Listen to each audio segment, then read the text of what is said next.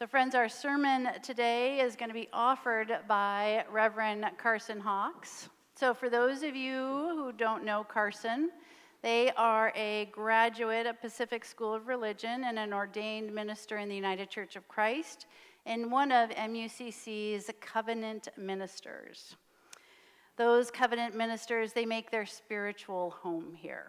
Now, Carson's work in the world is to create and hold welcoming spaces that foster growth, healing, and the opportunity to live into our highest potential, especially for those who are survivors of trauma. Carson's growth and healing work takes on many forms. They are an interfaith spiritual director. They work to provide space that embraces questions, doubts, personal faith, and spirituality regardless of faith tradition or spiritual journey, even if past experiences with God and the church have not been kind or supported or life-giving.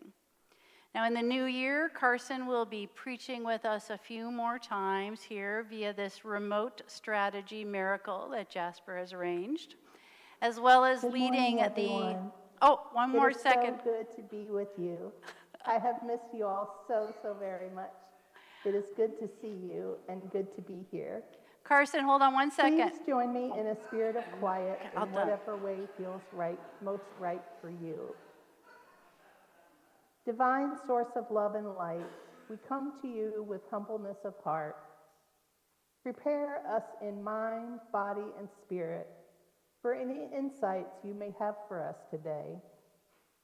Open us in ways that help us to show more compassion and more love to both ourselves and each other. Amen. Our meditation this morning is titled Seeking and Finding Belonging, and is about Mary's visit with Elizabeth just after Mary has been told by an angel that she will conceive, and not in the usual way, and bear a son who is to be named Jesus. What can this brief encounter between Mary and Elizabeth show us about ourselves, about how we show up for each other, and about God? What can we glean from the encounter about seeking and finding belonging? First, let's look at Mary. Mary has recently been told by an angel that she is going to conceive and bear a son. The angel, Gabriel, also informed Mary that her cousin Elizabeth has conceived a son. So our text today begins with Mary not wasting any time after hearing the news about Elizabeth, in embarking on a journey to go and visit Elizabeth. And while we don't know how far Mary had to travel or how long it took her to get to Elizabeth, I couldn't help but think about what Mary might have been thinking and feeling at this point. Then, while meditating on that question, I heard a song that could be considered a prayer that describes what this journey might have been like for Mary. It is called Breath of Heaven, or Mary's Song, written by Amy Grant and Christopher Eaton, and it goes like this. I have traveled many moonless nights, cold and weary with a babe inside, and I wonder what I've done. Holy Father, you have come and chosen me to carry your son. I am waiting in a silent prayer. I am frightened by the load I bear. In a world as cold as stone, must I walk this path alone? Be with me now, be with me now. Breath of heaven, hold me together. Be forever near me, breath of heaven. Breath of heaven, lighten my darkness. Pour over me your holiness, for you are holy, breath of heaven.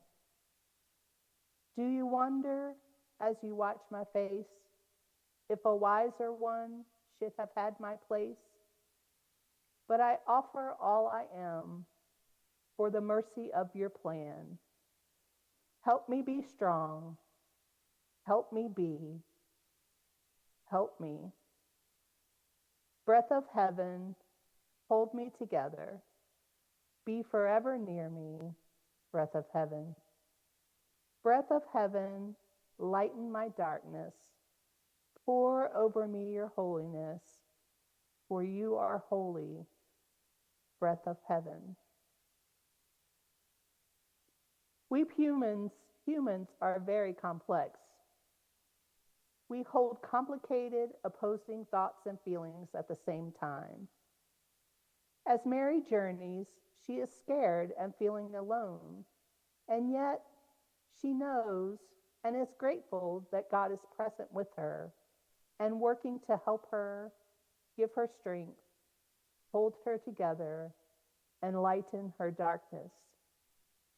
As her life has been altered in huge ways, Mary seeks God's constant presence and support. What else might Mary have been seeking in her journey to see Elizabeth? Was she seeking to get outside of herself and her own challenges to be a supportive presence and help for Elizabeth, who was not only 6 months pregnant herself, but was advanced in years to be pregnant in the first place? Or might Mary have been seeking someone to talk to, someone who might understand her experiences and what she was going through, someone who might not shame, judge, condemn, or ostracize her? Elizabeth, being a woman who was barren for a long time, in a culture and time when women's primary role was to bear children, Elizabeth must have known what it was like to be shamed and excluded. Mary, on the other hand, was a young, unwed mother-to-be. Her condition probably brought her judgment, shame, and ostracism from the community, or was about to. It was also possible, depending on the circumstances and timing of everything, that Mary's predicament could have led to her being stoned to death. So could Mary have been seeking a place to hide? Hiding seems to be an unlikely motivation for Mary's visit to Elizabeth. There is nothing in the text to suggest that. Both women were feeling grateful and blessed. Both women knew the conceiving of their children was part of God's plan. Both women believed and said yes to what God chose to do through them. Both women had faith that in the promises God had made about their children. And they both had faith as well as gratitude for what was unfolding in their lives and God's presence in it, even though they must have known that it wasn't going to be easy and were scared at the same time. Stop and think for a moment. What do you do when you face something that utterly shakes your life? Regardless of whether you are happy or upset about it, or both at the same time. What do you do? How do you respond? What or who do you seek out and why? What do you see as God's role in the situation? Or do you see God in it at all? There is no right or wrong answer here. It is human nature, when something big happens in our lives, to seek out someone to talk to about it, who might be living through it, might have already lived through it, and have a deeper understanding of what we are experiencing. It is human nature to long to be truly seen, heard, cared about, and valued for exactly who we are, no matter what. We are wired for connection. We are not meant to face trials or go through life alone. Whether Mary was seeking to be of service or seeking a safe place to be with someone who would offer grace, empathy, and understanding, or both, or something completely different. What she found was belonging. Elizabeth welcomes Mary as she arrives with open arms. Elizabeth already knows, through the Spirit, who Mary's child will be, the mother of my Lord. She calls Mary blessed and celebrates with her. She greets Mary with grace, compassion, understanding, and belonging, which is the opposite of how society might have Elizabeth respond to Mary. In thinking about our own lives, what else might Mary have been seeking? What else might we seek in time of upheaval in our lives? Might we be seeking support? Seeking relationships that encourage us? Seeking community? Seeking ways to be grateful or things to be grateful for? Seeking to connect more deeply to ourselves, one another, and the God of our own understanding? Seeking those who will welcome and embrace us no matter where we are and who we are and where we are on life's journey? Seeking creative ways to express how and what we are feeling. And what might we find in the seeking? Those who welcome and embrace us for exactly who we are? Those who provide grace and understanding? Grace for being human, especially in difficult times? Those who provide safety and compassion? Those who will celebrate with us, even the smallest things? Or a deeper or new trust and or relationship with the divine? And what about belonging? Mary and Elizabeth, in their faith and gratitude, found connection and belonging with each other and with God.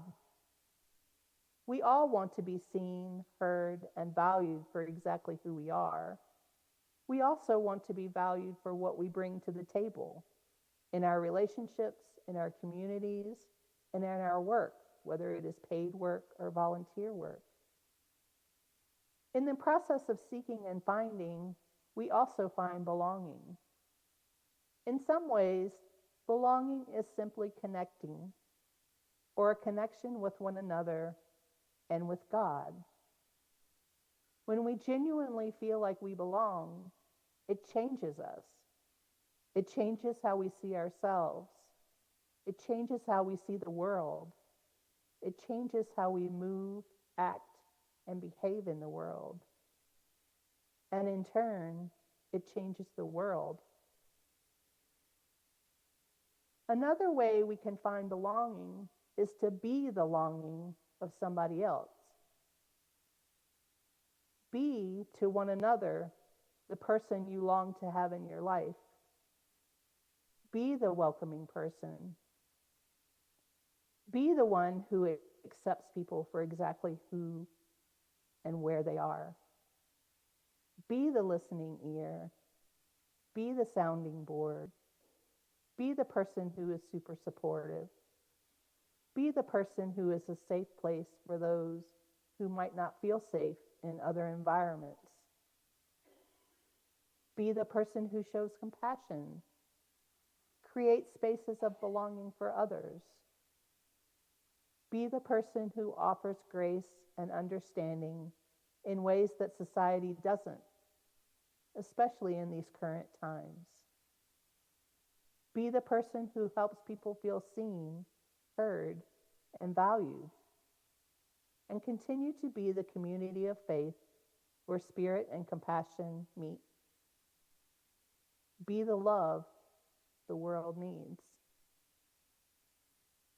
So what can we do with what we've learned from Mary and Elizabeth, regardless of our age, circumstances, and abilities? If you need help, ask for it or actively go find it. You might be amazed at what you find. Seek out the things in your life to be grateful for. Seek out ways to focus on what is going right in your life instead of what is not going right. Seek out ways to celebrate things in your life, big or small. Seek out the people in your life that accept you for exactly who you are. Seek out the people in your life that can simply be present or can truly listen without judgment. Sometimes what we seek is someone who can ask good, hard, honest questions to help process what we are experiencing. If you don't feel like you have people in your lives that you trust and that accept you, look around you.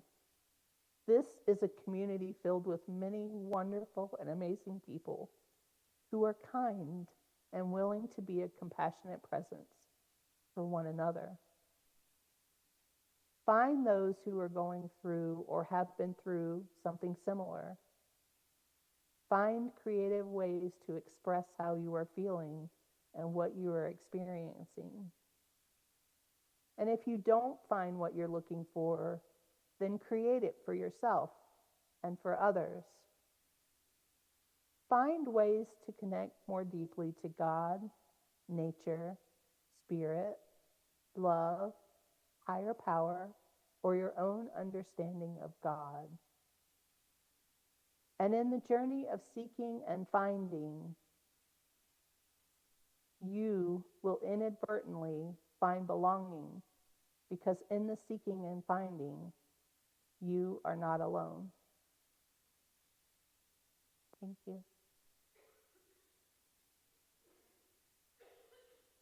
Love you all so much.